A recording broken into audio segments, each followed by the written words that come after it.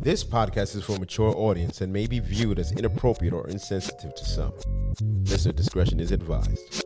The intention is to share conversation of like and unlike-minded individuals As they try to be the best them they can be in a life full of challenges, searching for love, acceptance, and positivity.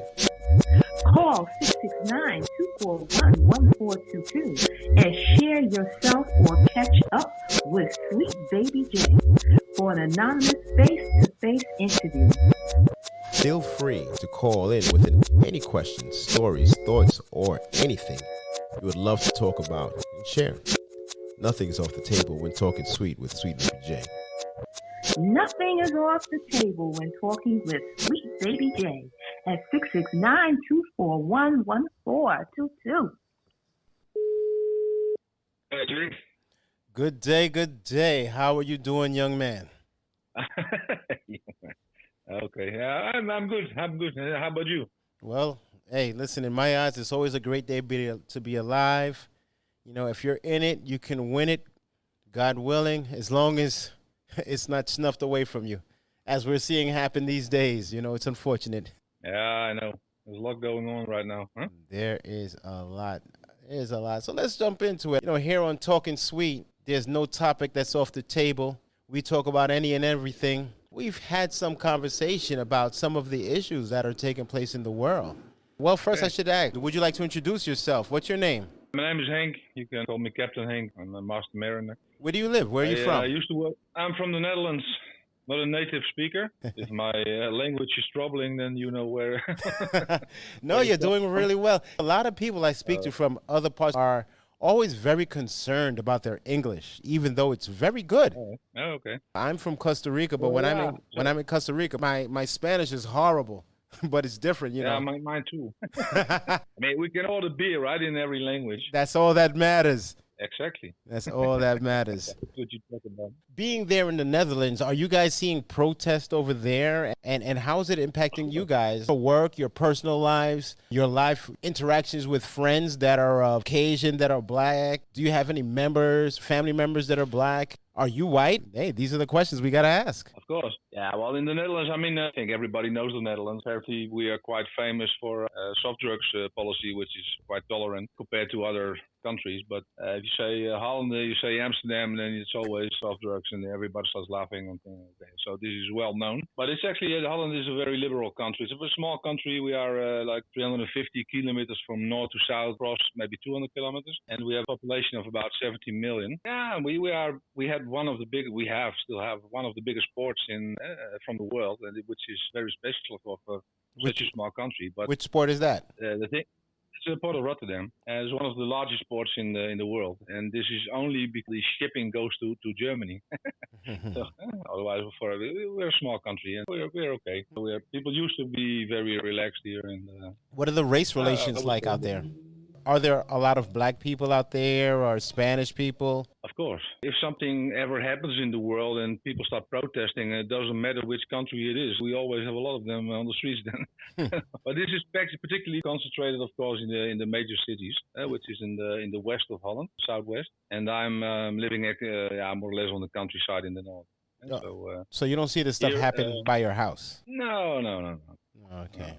Well, there's been there's a city nearby is called Groningen. We have a lot. I think it's like 80,000 students there, or maybe 100,000.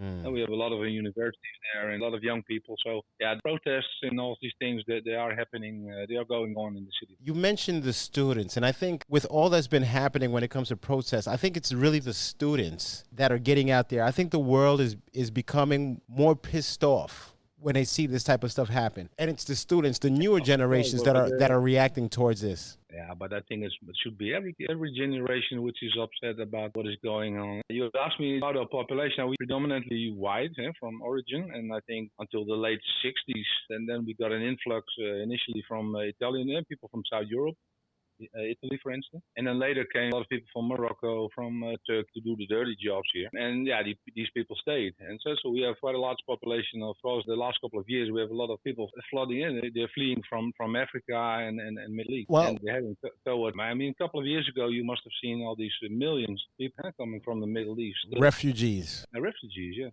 Would you say that they are being warmly received in the Netherlands, or is it a thing of protect our borders, you don't belong here? How would you say this? It's complicated. We shelter these people. The majority of these people, they really need help. Yeah, I agree. There's always, the Dutch government, they're taking very well care of them, and they get money, they get support, they try to find them a house to get their lives tracked as soon as possible. Do you agree with that? And Do you learn the language. do you agree with the government trying to help these people, or do you feel that they should actually leave the country, or they should only be there for a while and then be forced to leave? I don't think so. But the problem is, Jay, that if such large amounts of people are coming in such a small country, and you all want to house them, the houses are simply not there. Housing is limited. Yeah, of course. So we were building like crazy at some point, but there were environmental restrictions. But does that these create things- jobs for the people that are there? That depends. I mean, like everybody, if you are a smart guy, and it doesn't matter where you come from, you will find a job. You can take care of yourself pretty quickly. Also learning the language. But if you don't have this capacity, then or you didn't have any education. I mean, a lot of people that are coming in from Africa, they are actually not refugees in that sense. They are fleeing country in war and that their life is in danger. These young guys, usually youngsters, they have no future in Africa. Mm-hmm. Yeah? They're looking for a good fortune in Europe. And particularly this group is getting very disappointed because there is no work for them. They stay in often illegal refugee camps. And also, they used to come from what they call safe countries. If you come from, for instance, from Nigeria or Liberia, or whatever you come from, these countries are not in war at the moment. There is no such thing. So they are economical. They call them economical refugees. Economical refugees. And People looking for a better way.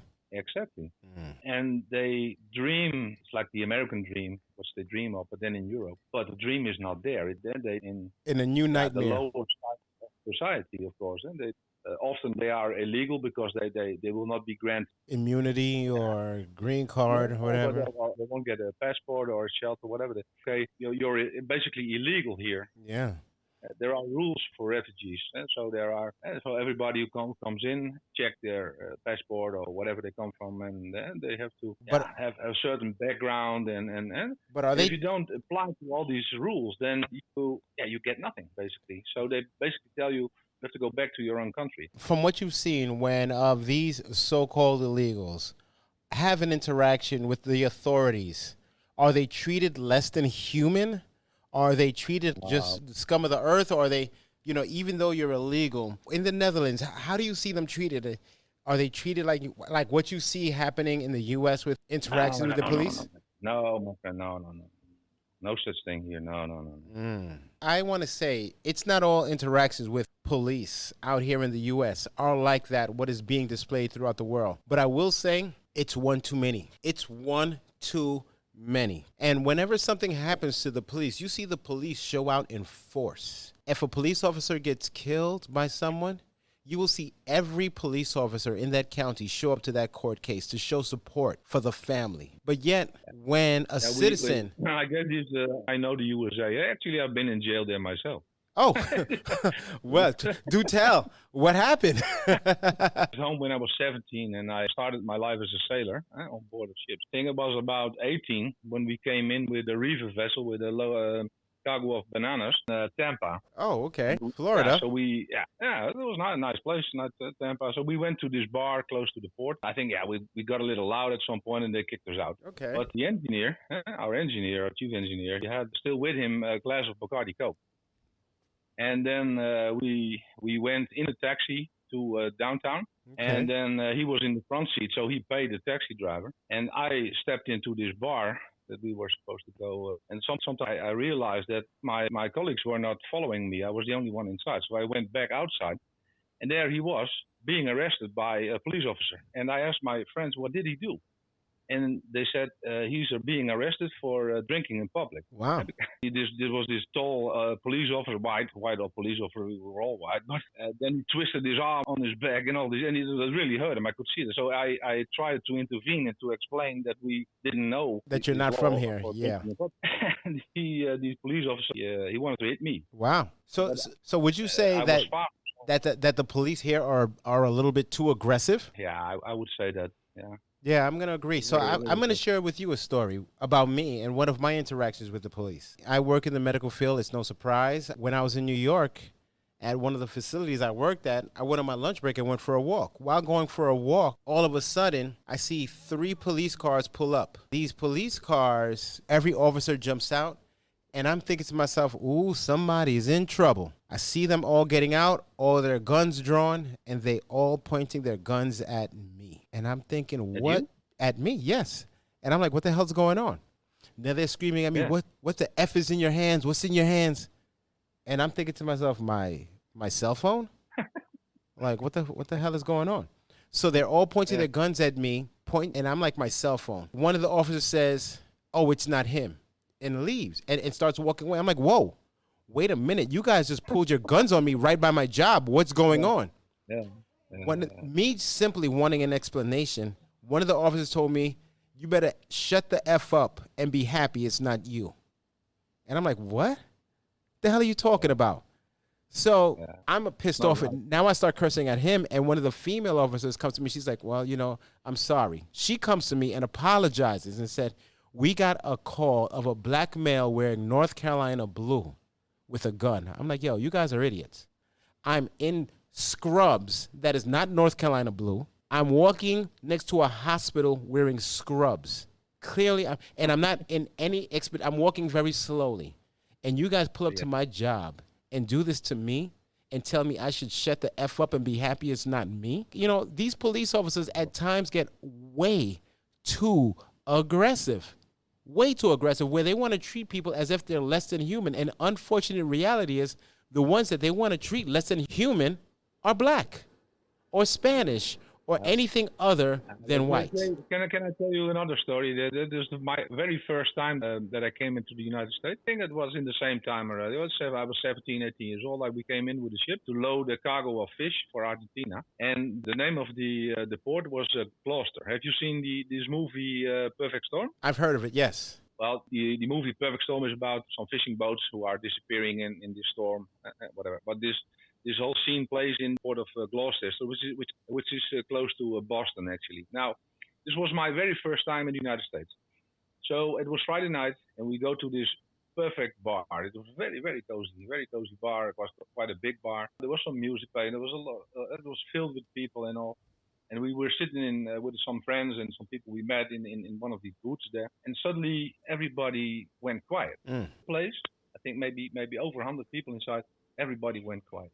Yeah, everybody stopped talking. That's strange. A while before I realized this, and then I also stopped talking, and then I looked around to see what's going on. Then into the bar were 2 police officers. And it was at night, and they were wearing sunglasses, and they were very, they were looking at everybody, and they stuck out like sore thumbs. And and then they left again after like 5, 6, 7 minutes or so. They left again, and then everybody started talking again, and you know what? But I thought, my God, what is going? Because we are not used to that. I mean, our police force is not intimidating us like that. Yeah, they're not going out looking for issues. No, absolutely. Of course, they are also crime fighters. That's part of their job. So they will be scanning, but they would never step into a bar and intimidate. If police officers in Holland step into a bar, we say, "Hey, you want a beer?" No? Well, I think that's an issue. The fact that police officers believe that they need to be intimidating. What they fail to realize is that you are the law. There is no reason, no need to be intimidating, because to serve and to protect. Exactly. So when you come in there and to be intimidating, now it seems that you are abusing your authority, and that's not right. That's not right. Yeah, so this is I think they have the wrong mindset. I mean, you can't say that all the police is like that. I'm sure that there is a lot of good police officers all around. A lot of them must be. Well, I can't imagine that everybody's like that. But well, truth be told, I for was a me, at military. that time, it was very intimidating, and I thought, like, how can this be? And so I gave this a lot of thought, and we discussed this with friends also, and what was going on in the United States with the police, and that they're so aggressive and all these things. We think that also that there is a major difference between the United States and basically all other countries around the world is the Second Amendment that you have. Mm, All civilians are allowed to have weapons. not Yeah? everywhere. Not everywhere. That's Okay. so like in New York City, when I lived in New York, you cannot have Yeah. guns like you can where I'm here in Florida. Florida's a gun state, and what people have can be ridiculous when it comes to firearms. Yeah. And When it comes down, so yeah. the difference between a police officer in the United States or in what you then call a weapon state is that in Holland they will never ever be afraid that somebody they pull over on the side of the road that that he will be armed. I mean, that's, chances are zero on that this person that they will put on the side of the road to check will be armed. That chances are zero. So they are also approaching more relaxed than, for instance, police officers who do expect that their chances are fair that this person that they are Well, going to talk to. I get that. I get that. And with that being said, even those officers, people do not want their weapons taken away. Everyone wants the right to bear arms. But yet certain people, mostly black people, are not afforded the same rights as white people. And it's just a reality. That's not just what I'm saying. That's just a reality of the nature of living in the United States. And I've seen this time and time again. Do you have any black family members? Because just because you're white doesn't mean you don't have any black family members. You could have in-laws. You can have a son or a daughter. My eldest son, he has a girlfriend, black. Okay. And they live together now since I think 2 years or so. How do you get along with her? She's gorgeous. She's perfect. She's a sweetheart. Has there ever been any type of conflict just based off of race between she and yourself? No, never. See, No, exactly. no. So, You see, go ahead. we have been talking before, Jay, and you know that there is this black and white issue apparently, yeah. Yeah. And told you I also have some black friends, and when I look at them, I just see my friend. Okay. His name is Peter. My best friend is named Peter. He was born in Sierra Leone, for Christ's sake. And Africa, my friend. Have you ever been to Africa? I haven't. Listen, you're gonna get me in trouble.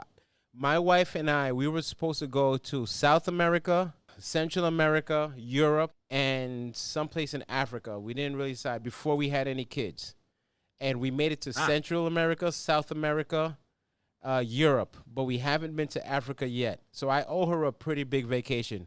I planned doing this year, but Corona, Corona changed my plans. What I was trying to say is that I was a country boy who went to sea as a sailor and then even thought about racism. At that time, I had black colleagues, and I was, of course, the youngest one. I learned a lot from these guys. We had a great deal of fun. Racism, it was not even, you didn't even think about it.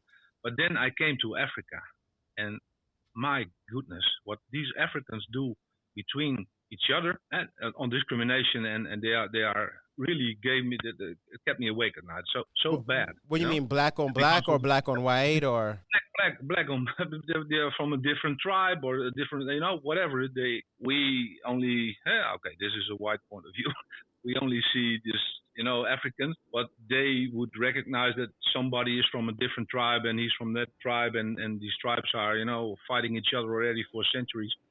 And they are treating each other very, very bad. It's unbelievable. Yeah, I believe it. And how did you feel as a white person seeing two black men from a different tribe treating each other like shit? Like, what did you take from that? I was shocked. I was in shock. Several occasions I really was in shock. I mean, how can you do that to another person? I mean, that is my point, right? Yeah, not whether they're black or white or black on black. It's just how can you do that to another person, right? Exactly. Yeah, but they don't care. They really don't care. They just, they do that. It's a tough world. Africa is tough.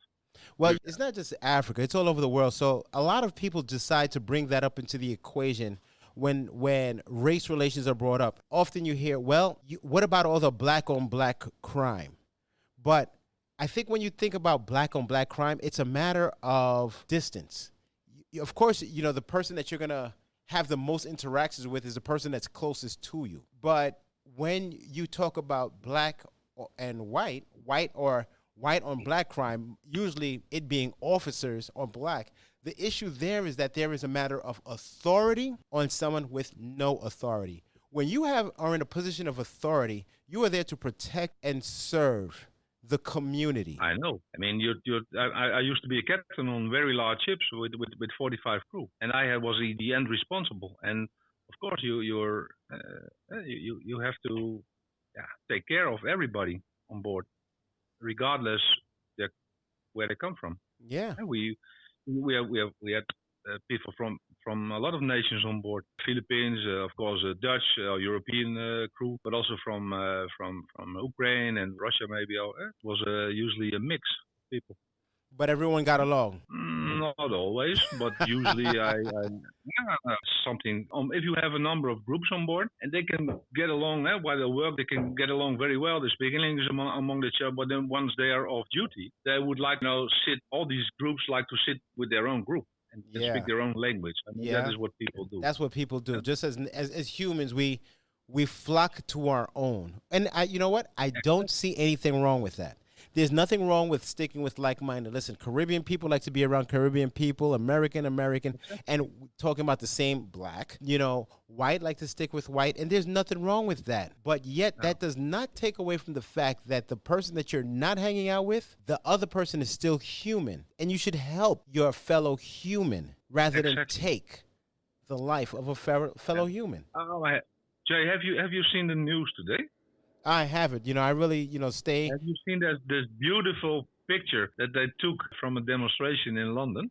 That is Black Lives Matter against, some racist group, and this white racist got hurt or wounded. Tall black gentleman tows him out to save him. Have you seen that one? Well, what I saw was a black dude knock out a white guy. I saw that one. Well, and people respond to this differently. Everyone responds to racism differently. If you come into a man's face and spute your racist ways, you cannot measure how he will respond to you. That's what I saw. I didn't see anyone actually responding in a positive way. I saw, people responding in a negative way. But I always tell people, listen, and I'm not saying that it's right, but if you push me for no reason, don't be mad at the intensity that I push you back with, because you had no right to push me. I did nothing for you to push me. So when I push you back, don't say you had no right to push me with that much intensity. So then my question is, why did you push me in the first place? And that's just, everyone has their defense mechanisms. But, the world we live in is a very strange place, brother. I wish there were more like you. There are a lot, slowly but surely. There's a lot like me, Jay. But I think that call ourselves civilized, and often I wonder how civilized we really are. Well, because, I have this very, very small example. I told you, I grew up in an all-white town in the countryside of the north of Holland. And I think we had a population of about, 7,000, 8,000, something like that. And it was the late 60s.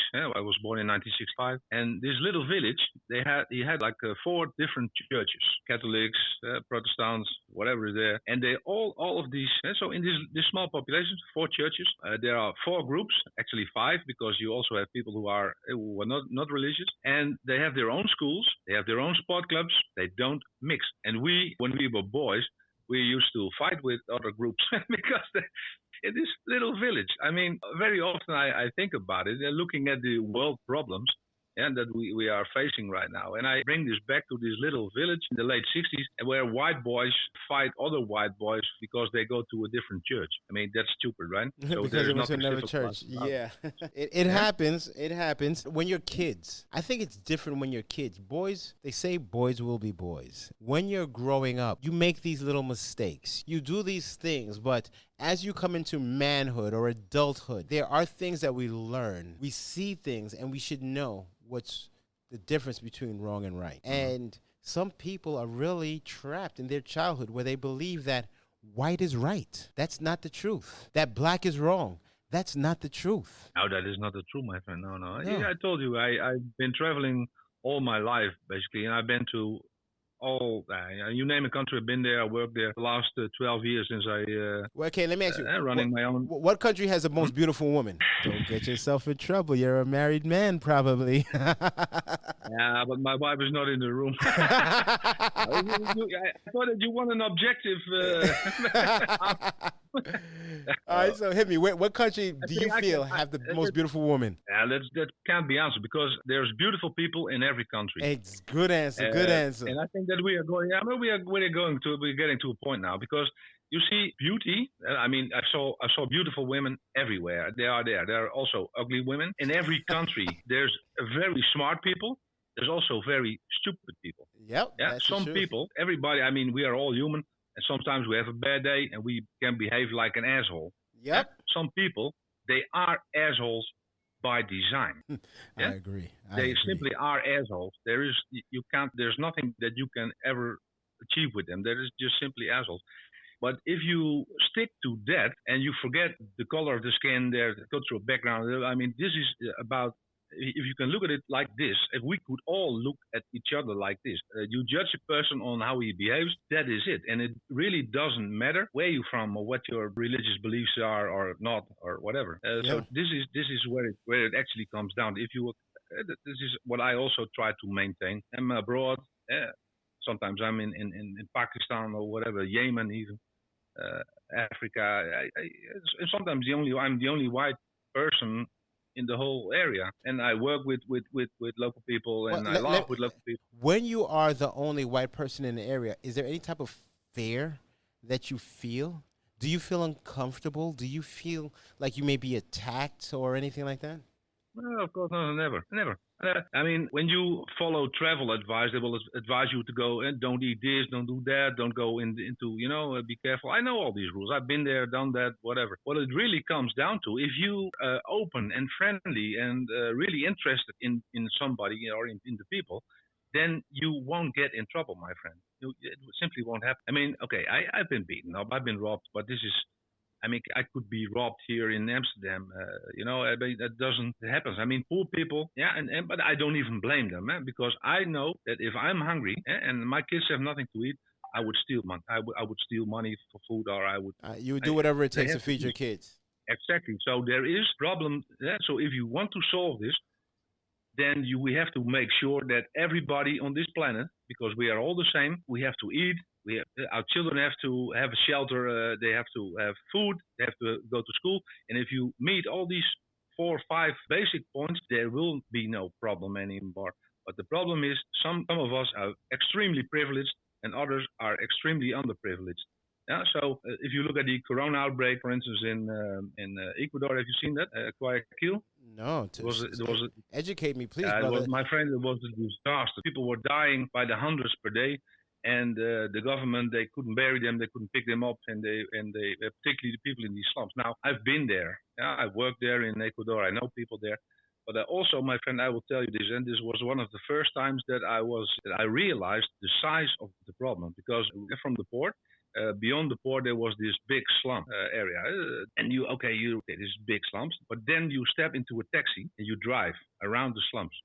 45 minutes later, you are still driving around the slums. This is the size, and there's millions of people struggling for life every day. They have nothing, and this is throughout the world. I had sleepless nights when I first came to India. I saw the poverty and the condition on which the people had to live. I mean, it's terrible. And I must say that India has improved a lot, but there's still a lot of cities in Africa, in South America, Middle America. These people, they are born into these slums and they will never get out of it. And it's struggle for life all their life. I mean, and I feel bad about it. I feel very bad. Yeah, it's extremely bad. So in India, it's, from what I understand, I've never been, but from what I understand, it's a class issue. And it's a class. Like, it's very difficult to get from one class of lifestyle to another. And I hear it's really, really bad out there. Like, it's called a caste system. It's basically a hierarchy. Yeah. So if you're in, it's basically classes. Yeah. So you have the upper class, and then you go down until you're on the very bottom. And it is indeed, it's a traditional, and it's already going on for, I don't know, 1,000, 2,000 years. It's a bad system. But the government, actually, I'm not 100% sure. So if I lie in commission. But I thought that it is now officially forbidden to work like these class systems. So the government is working very hard. All the kids are going to school. Everybody gets education and all. And I must say that for the last 15 years, I see things really, really improving. I mean, there's still poverty. There's still people who are struggling for survival. But I do see that it is not so bad as like 15 to 20 years ago. That was very, very bad. And still there are people poor, but they have food. The youngsters, they are going to school. They get some education. Economy is growing very well. And so there are things happening. Yeah, in time, they will maybe not overcome. I mean, like this class system, it's so deep population. It's been there for centuries, ages, maybe 1,000, 2,000 years, maybe even longer. We don't even know. But it's difficult to change such systems, which are embedded systems that are embedded in people's. In the people, yeah, it's a tough situation, man. Your son is dating this black female. Does she ever make jokes like, "Hey, yeah, I'm the black girl," or "Yeah, I'm dating this white guy"? This is something that when she first came here, I think like 6 years ago, I think she came into this all white family. I have a daughter, my eldest son. I have a daughter, and I have we have a younger son. My eldest son is 28 now, and our youngest son is 17. And our daughter is in the middle. And then she came here, and she found it very cozy here, and she felt very welcome. But despite all this, she was always making, these stupid jokes about, her skin color or black people or whatever. And to an extent that my wife and I said, girl, we were having dinner, and she was making one of these, racist jokes. It was not even racist. It's about her skin color. And my wife and I both at the same time said, girl, please stop this. This is why it's embarrassing that you do this. You don't have to do this here. We love you for who you are. And really, and when I see her, when I think of her, I don't see a black person. I just see her, this girl. I see her, and I know the female. You see the female that takes care of your son in a very intimate manner. But also, if you know people for a longer period, you had so much fun. Also, you had bad times, good times. I mean, whatever is there. So the longer you know people, the more you have in common. Yeah, and the more you also have. Oh, do you remember this? Do you remember that? And the same with friends. And then you just see your friend. You don't see that he was born in Africa, that she's black, or that her mother is black. It doesn't. I don't know. I can't explain this. I simply see this girl who's my daughter-in-law to be. I hope so. Wow, that's what you hope so. Nice. No, nice. So you really like this young lady for your son. You say she's the one. I think that she's the one. Yeah. Do you tell your son like, hey, listen, what did they say? Shit or get off the pot? No, my son, we didn't raise our children to be racist. Let's say we really try them to teach them respect for everybody, regardless if they're rich or they're poor, or if they're red hair or white hair or dark hair, or if they're brown, yellow, whatever color. It doesn't matter. I mean, we always taught them, look on the inside of people and don't judge them on the outside. And they don't. I mean, if they dress funny, whatever. And my daughter always dressed funny, and people tend to laugh at her. I mean, and she didn't care. She simply didn't care. In this regard, I will tell you a story that sounds funny, but when my eldest son was 17, they went to this local bar here. And in this bar, he saw this girl that he knew from some time ago, and he didn't see her for a while. So he went over to her and started to chat with her. Hey, how are you doing? And this and that. Nothing. He was not flirting with her at all. But this girl had a boyfriend who was a white guy also. Mm-hmm. And then suddenly, out of nowhere, this guy puts his burning cigarette in my son's eye. Get the hell out. Yeah? Yeah, out of nowhere. My son went to one of the bouncers, told him what happened, and he pointed out this guy, and the bouncer, he threw him out. All right. So, but we only found out the next day, right? It was on a Sunday. He came down, and we said, my God, what happened to your eye? And he told us. And I said, okay, now this is not okay. So I called the owner of the bar to ask him what happened and if they knew more about the guy who did this. I told him that my son attended to one of the bouncers. There were two of them, and the bar owner said, does your son know which bouncer was involved? Yeah. And I asked my son, he was sitting next to me. I said, who was it? And my son said, I don't know. I said, Dad, I don't know his name. And so I relayed this message to the bar owner. And he said, for Christ, crying out loud. He said, one is black, one is white. Which one was it? And I said, oh, yeah, it was the dark guy. You know, I think the bar owner thought my son was stupid. But I was actually very proud of him. See? Tell me why you were proud of him, though. I was proud of him because when they asked him, he didn't see this bouncer, this guy, as a black guy. It was just a guy. Yeah, you see? Yeah. So there was two bouncers. One is white, one is black. And he couldn't tell which one. Which one? Because he didn't know their names. Exactly. He didn't even think about the skin color. He didn't think about skin color. He thought of a person. It was just a human being. Yeah, he said, Dad, I don't know his name. That is how he replied. Nice. I think that says something for you. I think that says a lot about you and your parenting, that you raised your son to be a human being in society, not an asshole in society. Because a lot of people raise assholes. But you raised your son to be a human being in society and accept people for who they are. I mean, he has this girlfriend who you clearly, and hopefully he hears this and she hears this and knows that you think she's the one. Hopefully it works out.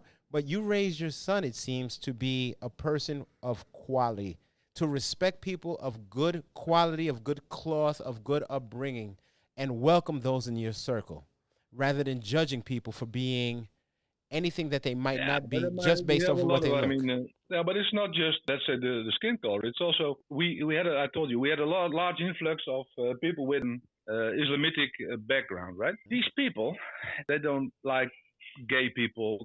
They don't like liberal at all. So if you're gay, you have, even in Holland, you may have a big risk of being attacked by Muslim boys. That's ridiculous. Muslim young. Listen, man, I don't get that. You know why I really don't get that? Why do you care? Why do you really care? What a gay person is doing is what they're doing. They're not doing it to you. So why do you care? Are you nervous? Yeah, but this is being told. The religion says gay is wrong. Yeah, no. Bullshit. My thing is, listen, I don't care what someone is doing in their bedroom as long as they're not doing it to me. I could care less. Listen, you can have 6 gay dudes and 3 gay chicks, and they all decide to say, you know what, we're going to have a party. I'm not in that room, so I really don't care. And I have nothing to do with it. Jay, that is how we and you and I look at this. I mean, my daughter, she went to art university, and these are a bunch of very, very creative people. Half of them, if not more, are gay. Doesn't matter. And they dress funny, but we had a lot of them. Our house friends also come here, and they're very funny people. Where you can have a great fun time. Some of the gay couple who are very close friends of ours. Also, these are 2 men my age. They have been together already for over 25 years, I think. They are highly educated, both of them. They also both have a very good job. So they bought a very beautiful house in one of Holland's biggest cities, Utrecht. I would say they've been bullied away by Muslim youth. Yeah? At some point they couldn't bear it no more, and they left. They sold the house and left. Ridiculous. Yeah, and that's how that's what happens. People that pisses me off, you know. Yeah, I mean, absolutely, because there's no what they're doing has nothing to do with you. They're really just trying to live their life. Let people be. Let people be, and when you decide to let people be who they want to be, we all live better. When a black person wants to you can't even blame these guys are Muslim, right? And if you are being taught from the day that you were born that you have to kill gay people, that God forbid this, then you don't know any better. Well, so hatred is something that is taught. It's not something that. It's not always when you're breastfed by your mother, hatred doesn't come out the nipple. Nutrition does. Hatred is something that is taught. And unfortunately, to not be hateful is also something that's taught. And all too many people are not teaching the right side of that spectrum. And I really, really am thankful for talking with you. All the way in the Netherlands, you're bringing a message of love from far, far away. I also really got to say, I would really like to see your son and this young lady make it happen. They've been in it for 2 years. I always say shit or get off the pot. Invite me to the wedding, brother. They just earlier this year they went from a small apartment to a larger apartment. So I think that the next time, the next best thing would be marrying. I think. Hey, and then I'll be your grandfather. Invite me to the wedding, and hopefully, if this Corona stuff is not going on, surely my wife and I will be in attendance. It will be some wedding, my friend, because the black part of her family, they love weddings and they are huge and they invite everybody. So my son already said, Dad, I can't even marry because I can't afford it. Yeah. Hey, it's like that sometimes. Listen, Captain Heck, I got to say, it's been an absolute pleasure talking with you about race relations around, different spectrums of the world. You are here talking sweet with Sweet Baby Jay. Anyone that wants to have an anonymous interview, please feel free to call in 669-241-1422, and we can orchestrate an anonymous interview.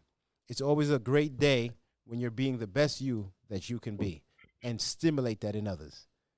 Captain Hank. Exactly. We should stimulate each other more. Exactly. Listen here, big bro. You have a great one, all right? Talk to you later, Jay. There you go. Yeah, keep up the good work. No doubt. Thank you. I appreciate you.